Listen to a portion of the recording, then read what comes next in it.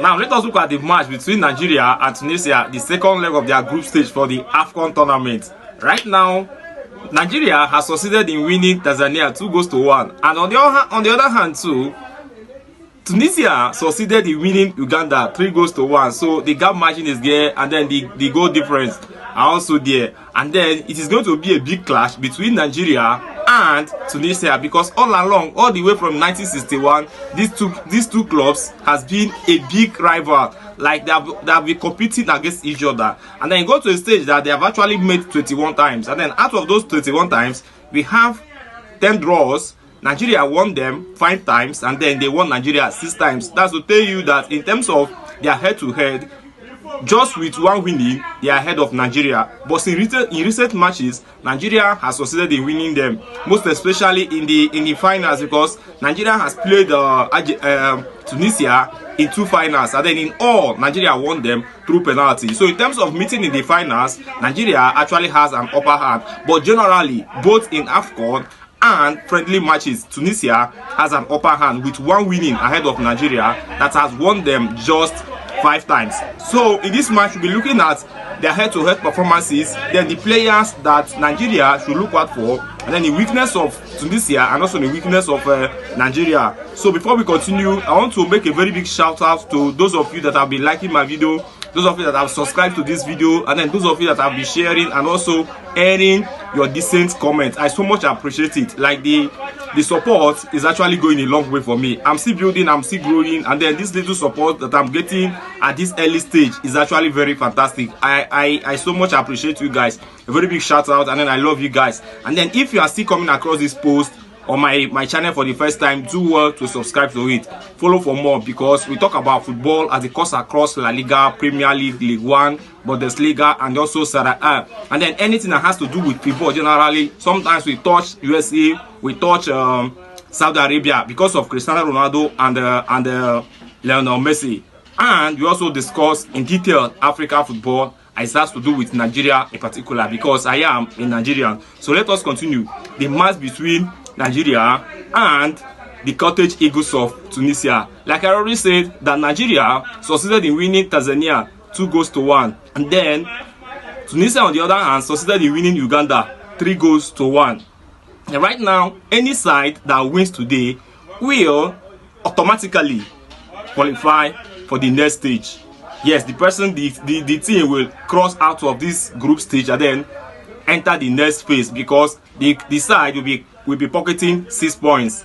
So you get the point now. So Nigeria will do the much they can to get the 6 points, and then Tunisia on the other hand will also do the much they can to get the 6 points. So this stage is actually the determining stage between Nigeria and Tunisia. This head-to-head battle that they are going to do today is actually going to determine a lot. So all the same, how can Nigeria, or what can Nigeria do for them to cross over Tunisia? Because they have been a long time rival, they have been a long time enemy that has been existing, and then if nothing is not done, and any of them suffers a defeat, and peradventure anything happens that Uganda will win any of them, that is what will create a very big problem for any side at all, especially Nigeria. It can be Uganda winning Nigeria, or it can be Tanzania winning Tunisia. If it happens that way, that is where there will be problem. So the both sides would like to win their match today, Nigeria versus Tunisia. And then one funny thing between these two teams is that Nigeria is in West Africa, or Tunisia is in North Africa. And North Africa is always a very big threat to West Africa. You see like of Cameroon, you see Nigeria, you see Ghana, you see Ivory Coast. All these big teams in West Africa, they always talk it out with the big teams in North Africa, where you have Algeria, you have Morocco, you have Egypt, and this Tunisia. These are the key teams that determine football in Africa. The key teams that determine football in Africa. So, and then they are going to battle it out today. Will Nigeria actually pave way for these Arab nations, or will Nigeria stop them right now?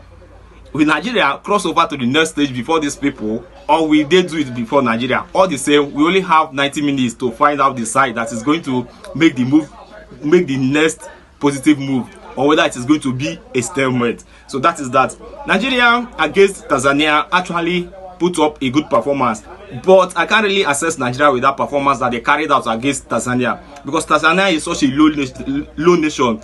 Tanzania is such a poor nation. Like, the level of footballing ability that Nigeria has crossed over to, Tanzania is even yet to wake up to start growing. So left for me, in my neutral mind, I'll put it that Nigeria actually had a poor performance, because 2 goals are not enough. Even conceding against Tanzania, a small nation like Tanzania, is not really something good. Understand? Nigeria is supposed to score these people up to 5 goals to show the difference, to show the class difference, to show the footballing difference. They're supposed to score these people up to 5 goals. But it happened that Nigeria just ended up scoring 2 goals.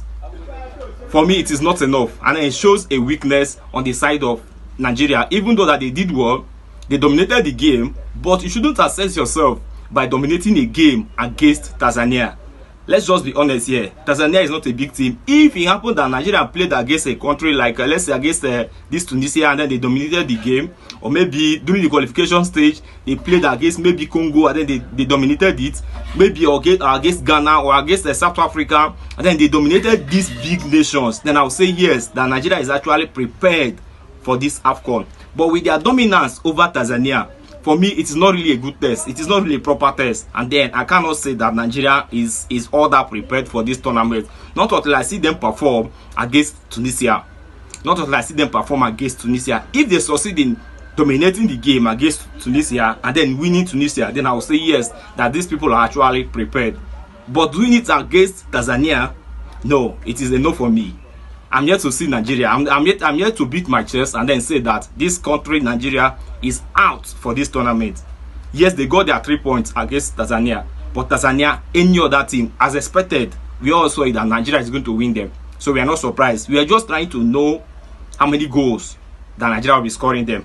And then, as bad as it was, Nigeria just ended up scoring them 2 goals. For me, it is not enough. I expected them to score more, up to 4 goals up, but they couldn't do that.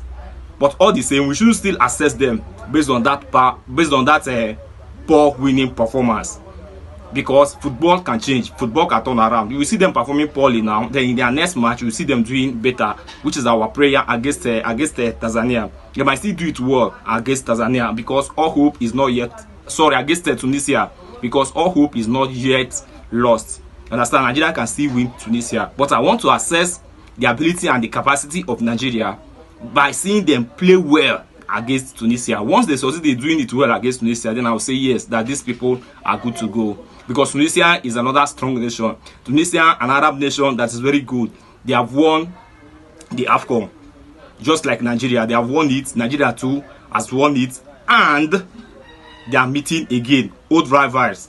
Remember as I told you, that they have met up to 21 times. 10 draws, 5 wins for Tunisia, 5 wins for Nigeria, and then 6 wins for Tunisia. Now they are meeting again. But all the same, all the best for Nigeria Super Eagles. And then, in terms of their playing against Tanzania, I will actually put it that if Alex Iwobi can replicate what he did against Tanzania, maybe it was because Tanzania is just a poor nation, they don't have good footballers. That was what paved way for Iwobi to marshal that midfield to the core. Understand? I'll just put it like that. But if Iwobi could replicate or repeat what he did against Tanzania while playing against Tunisia, I'll say that Nigeria is going to dominate the game, because the guy was so sweet. We saw another version of J.J. Okocha in him. We saw the blood of J.J. Okocha in Alex Iwobi. So if he can do it this time around, then I'll say that Nigeria is doing well. Then I will also say that Alex Iwobi is up and seriously out in this Afcon. And then in terms of them having that formation, I'm not saying that Eric Chile should change any player at all. Those that started against Tanzania should also start against Tunisia. Just that there should be a kind of tactical change or formation change. I expect, or I want Eric Chile to play 4-2-1-3 formation. Yes, so that there can be 2 defensive midfielders. He should also introduce Frank Onyeka. I want Frank Onyeka to be there. He should be there alongside Wilfred Ndidi, so that both of them can play defensive midfield, and then Alex Iwobi will be more free to distribute that pass. Understand? Just like he did against Tanzania, he'll be more free. You know that in terms of stressing in the game, in terms of physicality, J.U.D doesn't have it. So he should just leave it for other people to do, so that he can be relaxed and then be distributing passes. Then up front is Victor Osimhen. Then the other flank we have Ademola Lookman. Then on the other end we have Chukwueze. Yes, that is okay for me. Then the back line, just the same way that he started it against Tanzania, he should repeat the same thing. But let there be 4 defensive midfielders. That's where I'm kind of seeing an issue. If it doesn't happen that way, let there be 4 defensive midfielders, so that there can be enough protection to the defenders. Because the midfield of Tanzania, of Tunisia, is good. These people are skilled. These people are very fit and intelligent too. And then once they take over that midfield from Nigeria, that is the end. Otelo, that is the end if they succeed in taking over that midfield from Nigeria. But all the same, if the right things can be done, you will see Nigeria still soaring higher against the cottage Eagles of Tunisia. So Nigeria, for them to achieve success in this game, there are some Tunisian players that they need to look out for. Like, they need to be wary over these players. Give them a chance, and then you see yourself losing the game. Number 1 person there is where we have Dylan Brown. Dylan Brown is a tough defender for opponents. He has 35 caps for Tunisia, and then he is a center half, and then he has lined up as a center half with other players like Nada Gandri. We have Bill Ayafa, we have Montasa Talbi in the defense line. That is in Qatar 2022. Then also we are meant to understand that he will bring versatility to the side, given that he can also shoot. He can also slot in as a right back. So this person is a notorious defender. So Victor Osimhen should be ready to face this guy here. You understand? He's so experienced as a defender, and then he is tough as well. So after him, we also have Elias Siri. He plays for Cologne in Germany. A midfielder gifted for cutting out opposition passes, winning balls, blocking shots, playing passes in opposition half, and creating chances, and then added to the ability of shooting from distance. Now he's approaching 50 caps for the cottage Eagles. Then after him we have Isa Laudini, who plays in Hungary. He's good in shooting, passing, and ability to intercept passes. He has 22 caps for Tunisia. Then after him we also have another wonderful player where we have Youssef Makini. He can play at left back, center forward, left wing, and then attacking midfielder. He has scored 70 goals in 85 appearances for Tunisia. Then the last person here we have Wabi Kazri, who plays for Montpellier. An attacker who plays for Montpellier, can shoot from long distance range, set piece ability, and gifted for holding ball up and dribbling past opponents. He also has a fair share of defensive work. So these 5 people are those players that the Super Eagles of Nigeria need to look out for. Like, they need to be highly serious about their movement in the game. And if they succeed in holding down these people, then you see Nigeria coming out in flying colors. But can they be able to do it? Can the midfield of Nigeria match the midfield of Tunisia? The defense of Nigeria, can they stop the attack of Tunisia? And can the attack of Nigeria break through the defense of Tunisia? That is the issue here. That's the issue confronting the Super Eagles of Nigeria against the cottage Eagles of Tunisia. And then the likely issue that Nigeria might have is this error. Like I've said this already, this error, the shortcomings of the Super Eagles, of this error that might come from the back line. Thank God now that Ekong is out of it, because during the World Cup qualification stage, Ekong made a whole lot of mistakes that led to go. Same thing with their goalkeeper Sterling Wabali. So Ekong is out now. Then we still have Sterling Wabali. So Sterling Wabali should package himself in a way that he doesn't make mistakes, because any goals considered now will be very, very detrimental to the success of this group stage. So the back line need to be highly careful. No mistakes. We friend did it too. At some point you made a mistake. Please take correction. Take correction. All these things are corrigible. You guys can do better. Then in terms of the midfield, it is very, very bad that the match against Tanzania, that we just had Alex J.U.D to be the only person that can create chance. Of all the other 9 players in that field, it was only Alex J.U.D that can create chances, which is very, very poor. What if it happens that Alex J.U.D along the line is not having a good day? Or what if it happens that he gets injured along the line? what then becomes the case? Because you see that other players cannot create chances outside him being able to create chances. Other players cannot do it. We cannot get it from the winger. Lookman cannot create good chance. Ndidi couldn't create good chance. Chukwueze couldn't create a good chance. Then Bashiru couldn't create a good chance. So that this thing becomes issues for the Super Eagles of Nigeria. That's another shortcoming. You see error from the back line. Then not being able to create chances is a very big issue for the Super Eagles of Nigeria. So they actually need to make correction based on what they played against Tanzania. And then if they succeed in doing that thing, then I'm seeing Nigeria crossing over the cottage Eagles of Tunisia. So a very big thanks for your time and then staying with me for this moment.